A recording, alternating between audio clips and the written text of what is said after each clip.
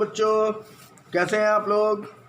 Safe हैं, सुरक्षित हैं? Stay at home, stay safe. आइए आज हम लोग pressure in fluids, thrust, upthrust, इन सब बातों की जानकारी हम लोगों ने ले लिया पिछले वीडियोस में।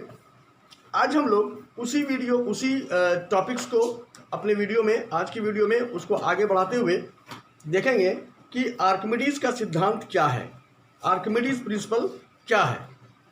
पहले थोड़ी देर हम लोग बातचीत कर लेते हैं कि अगर मान लीजिए कि कोई भी बॉडी को अगर हम किसी लिक्विड में इमर्स करेंगे तो क्या होगा, वह बॉडी उस लिक्विड के अंदर में जब जाएगा तो जितना उस बॉडी का, उस ऑब्जेक्ट का वॉल्यूम होगा, उतना वॉल्यूम ऑफ वाटर जो है ऊपर से बाहर छलक कर आएगा।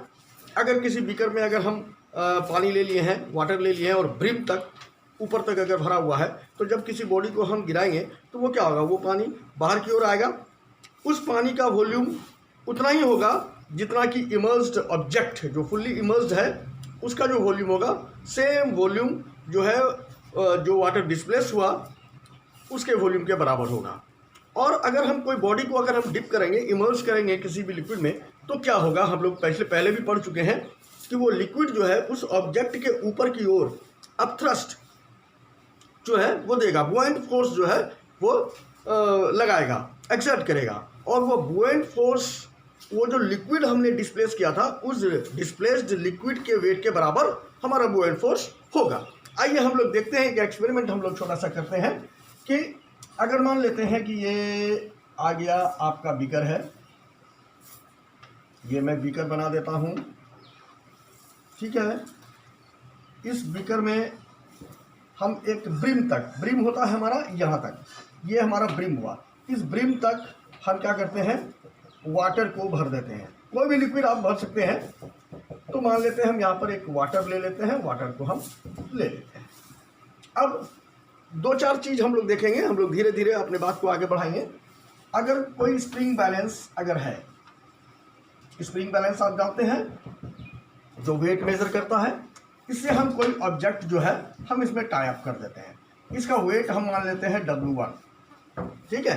एयर में, हवा में इसका वेट हम लोग ले लिए।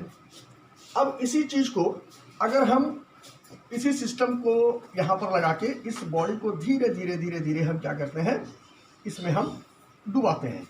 तो जैसे इसमें डुबाएंगे तो यहाँ पर से क्या होगा, चूंकि ये ब्रिम तक पानी भरा हुआ है, तो जैसे धीरे धीरे इसके हम डुबाते जाएंगे तो यहाँ से क्या होगा, हमारा पानी इसमें आएगा।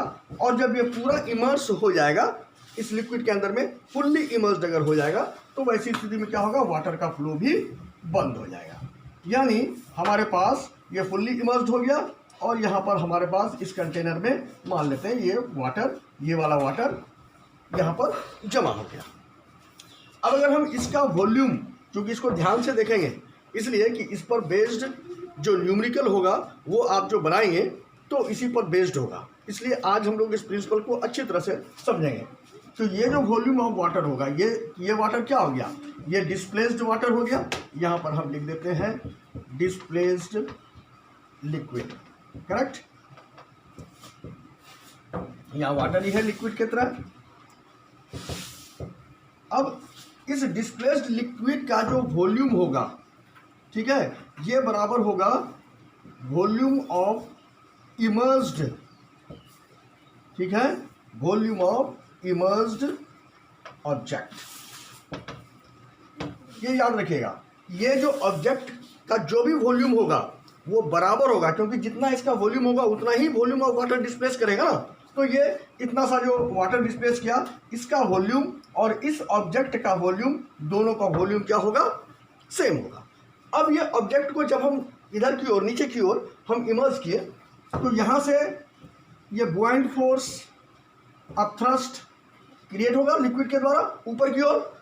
ये है हमारा बुओएंट force,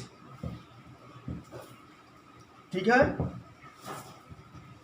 force exerted by the liquid on the object in the upward direction या अपथ्रस्ट। अब ये जो बुओएंट फोर्स है वो क्या होगा, किसके बराबर होगा, अगर हम ये जो लिक्विड है या वाटर है, इसका अगर हम वेट कर लें, ठीक है, तो weight of the liquid displaced हम लिख सकते हैं कि weight of the liquid displaced ये बराबर होगा हमारा बुओयंट फोर्स के। समझ में आ गया कि अगर किसी बॉडी को पार्शियली या फुल्ली अगर हम किसी लिक्विड में अगर हम इमर्स करते हैं तो volume of the immersed object is equal to the volume of liquid displaced and when it is immersed in the liquid it will experience an upthrust that is called buoyant force and this buoyant force is equal to the weight of the liquid displaced। जिस liquid को जो displace किया उस body ने जब उसे liquid में डुबाने पर तो वो डिस्प्लेस्ड लिक्विड के वेट के बराबर होगा हमारा बुओयंट फोर्स। Is that clear? तो आर्किमिडीज प्रिंसिपल क्या कहता है?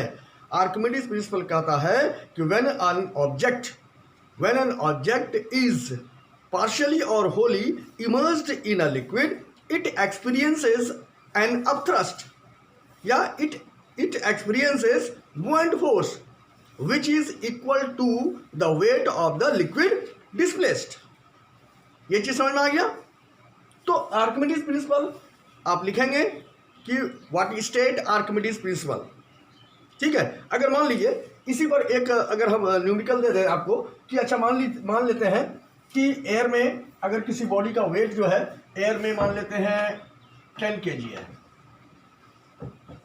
ठीक है, और वाटर में अगर इसका हम वेट दे दिए तो वाटर में क्या होता है, पहले भी हम लोग पढ़े हुए हैं कि कुएं से जिसमें हम लोग पानी भरते हैं तो पानी के अंदर में जिसमें बाल्टी रहती है या जो बर्तन रहता है तो उसमें खींचने में हमें आसानी होती है क्योंकि वाटर क्या करता है नीचे से ऊपर की ओर अपथ्रस्ट जो है वो लगाती है।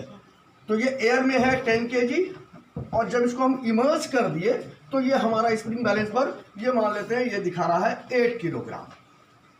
ठीक है, 8 kg एफ ले लेते हैं हम लोग, ज़्यादा बढ़िया होगा। तो इन वाटर या इन लिक्विड ये हो गया, तो लॉस इन वेट कितना हो गया? लॉस इन वेट ये बराबर हमारा क्या हो गया? 10 kg F minus 8 kg F equal to 2 kg F. तो ये जो हमारा लॉस इन वेट है यही अपथ्रस्ट है। और अगर मान लेते हैं कि weight of the liquid displaced अगर है 2 kg एफ, ठीक है, 2 kg एफ का मतलब क्या हो गया? 2 इंटू 9.8, तो इसमें से जो भी आ जाए 19.6 न्यूटन। तो अगर ये weight of the liquid displaced का वेट अगर 19.6 न्यूटन है तो ये हमें समझ लेना है कि हमारा जो अपथ्रस्ट लग रहा है या बुओयंट फोर्स लग रहा है वो बुओयंट फोर्स इज 19.6 न्यूटन। तो ये तो था हमारा आर्किमिडीज प्रिंसिपल। तो लिखेंगे स्टेट आर्किमिडीज प्रिंसिपल। एक्सपेरिमेंट आपने देख लिया, इस एक्सपेरिमेंट को सही ढंग से आप समझेंगे, तो इसके आधार पर आप न्यूमेरिकल्स जो है बहुत ही आसानी से बना पाएंगे। ठीक है, थैंक यू।